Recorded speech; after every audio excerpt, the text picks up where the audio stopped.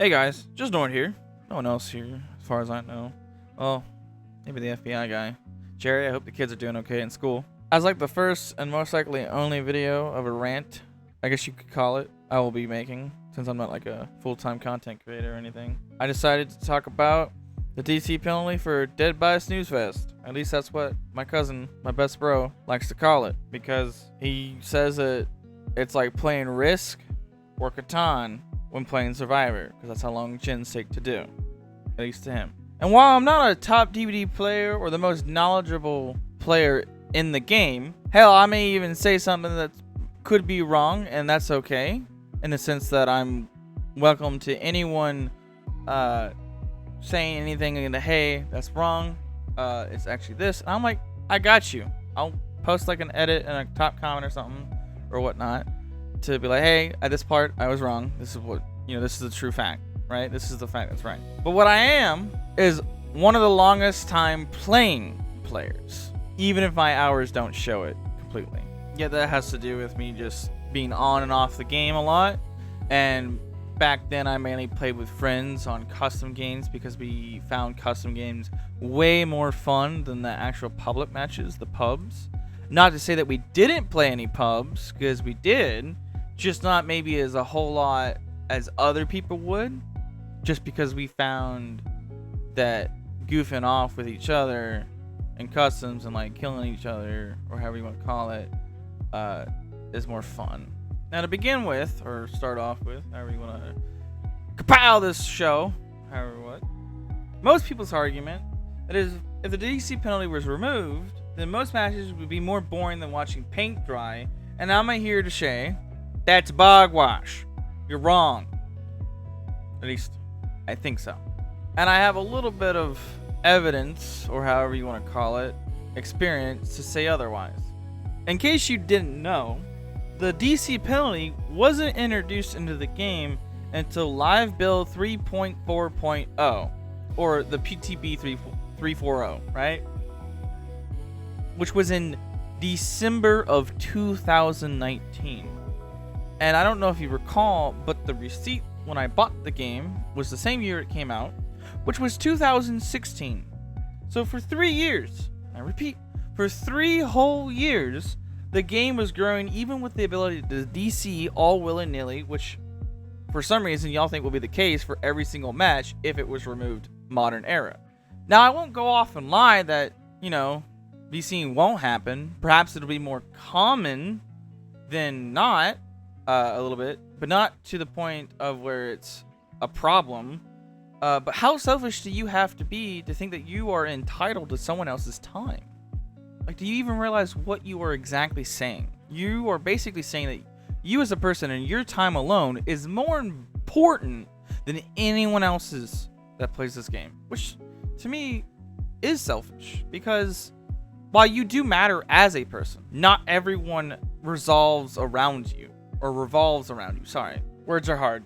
But you're also saying that you would rather lose a person or a survivor or a teammate entirely than have anything at all, because guess what? You guessed it, ding ding ding. There are survivor bots in the game now, which have been out for, I don't know, a few months at least. And hopefully in due time, killer bots, because that shit would be fun in my opinion. And people like to complain that the bots are practically useless, or less useful than a damn plank and a nail for altruistic gameplay. And sure, I might agree with you on that, in the sense that I too have been left on the ground due to bots being terrified of the killer's terror radius. But at the same time, gen progress is still gen progress, because match time is gen time, as one streamer I like to watch says all the time. It's basically his motto. That streamer being the Mr. Headache. And here's a little secret for you. Behavior made the bots for the game, so therefore they could tune the bots to behave more in a way that people find to be helpful if enough people say something about it or speak up about it, right? Like if everyone comes together and go, hey guys, we kind of want the bots to be a bit more useful, let's do something about it. At least I would think so with modern behavior, because old behavior, good fucking luck. You'd be lucky to even get acknowledged about what you're saying. Not even to mention just hearing a no in response.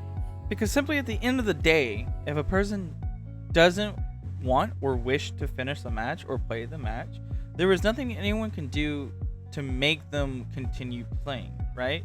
Unless you're crazy and you hold their pet at gunpoint or hostage or whatnot. But then again, the repercussions that you will face later, I'm fine with turning a blind eye to be honest. Or God forbid that behavior goes, if thy DCs, then we will reserve our right, deny thy privilege to play said game. Begone the presence! Because at that point, that would be a DBD killer. Because imagine being banned from a game entirely because you either had to go, you got upset, or whatever the reason may be. Bottom line, you DC'd from the match, and now you can't ever play that game on your account or the account that you got banned on again. No one would want to buy the game. I know I sure as hell wouldn't. And while it was, brought up about, the reasons of quitting, I don't care for rage quitting. Don't get me wrong, it can be frustrating, especially if a friend does it. Or at the very least, you're still going to be friends with that person because you like being around them and enjoying the company, right? And I even bet 1 person out of 5, maybe even 1 out of 10, has rage quit a game.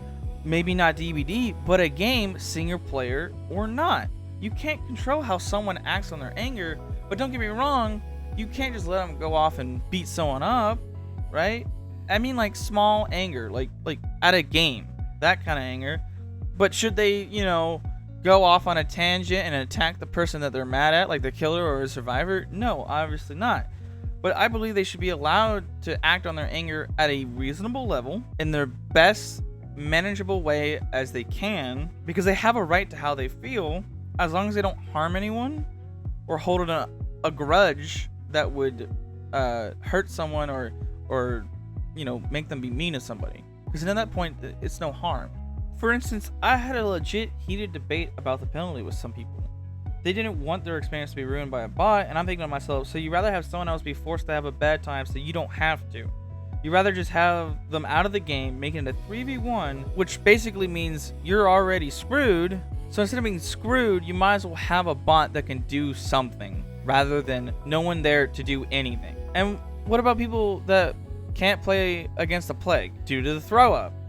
They now have to sit there and wait in the match or wait in the lobby to play again. It's a lose-lose for anyone involved. We haven't even talked about glitches or exploits used by either of the party, killer or survivor. For instance, back when the locker glitch happened, right? When that was the thing. Killers didn't want to DC because of the penalty. Sure, the first one is, less than a minute for the first penalty. Yet it wasn't just one match that the locker glitch would happen on. So they would, have to wait longer if they wanted to DC and not have to just sit in there.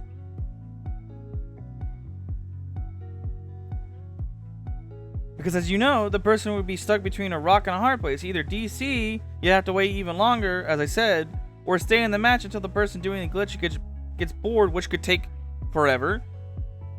Even so, as far to run out the timer of the match, which is an hour long, until after an hour it shuts down.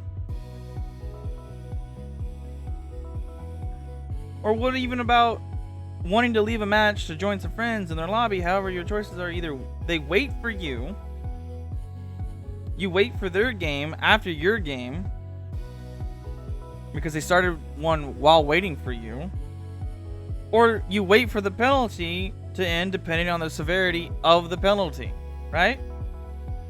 But DBD is a comp game since it's PvP. Shut up!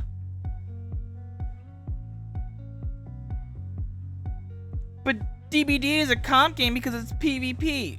Shut up, right?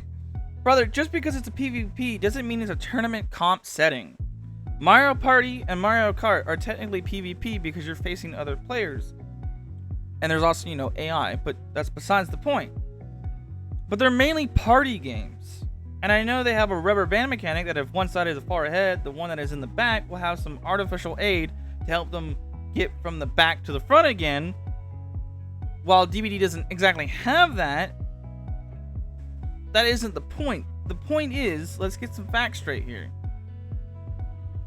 Competitive games have ranked modes, and then there's quick play or casual modes. Do they not? Along with maybe some arcade modes on the side for extra fun, you know, just to have a little goofiness. R6 has ranked, Val has ranked, Valorant, Overwatch has ranked, League of Legends have ranked. I'm pretty sure even Call of Duty has a ranked mode of some sort. They all have a ranked mode, but DVD has ranked. But DVD has ranks for survivors and killers.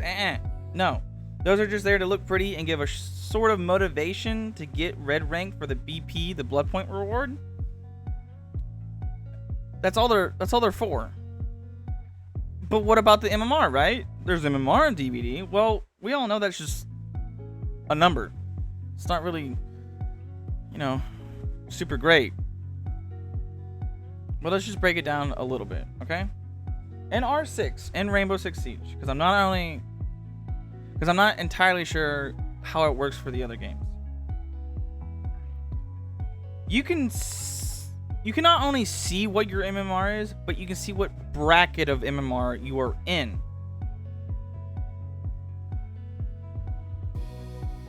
Like, you're in Platinum, you're in Copper, you're in Diamond, you're in Champ. And I won't lie, sometimes low MMR people gets matchmaking with high MMR people, but most of the time the devs try to fix that in a timely manner. If they can't, then they'll say something most of the time. But in DBD, unless you're a dev or a hacker, you can't see the MMR, which obviously most people know, duh for it. It's not like on any part of the HUD, but my point remains. There's a high MMR bracket for, you know, DBD though. You know why? Because it's so that people that have played the game a lot, that in the sense of like, I guess just me escape, me kill, so therefore I get MMR, don't get necessarily match made with people that are like fresh out of boot camp Wazowski, right? To stop him from getting his arse torn to shreds, and then he'll never get on again. And yet, while this prevention doesn't entirely work 100%, it still does mostly what it's supposed to do.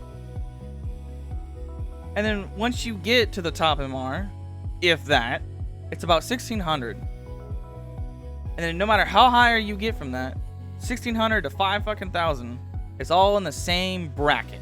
It's all the same. You all get, it's the same playing field.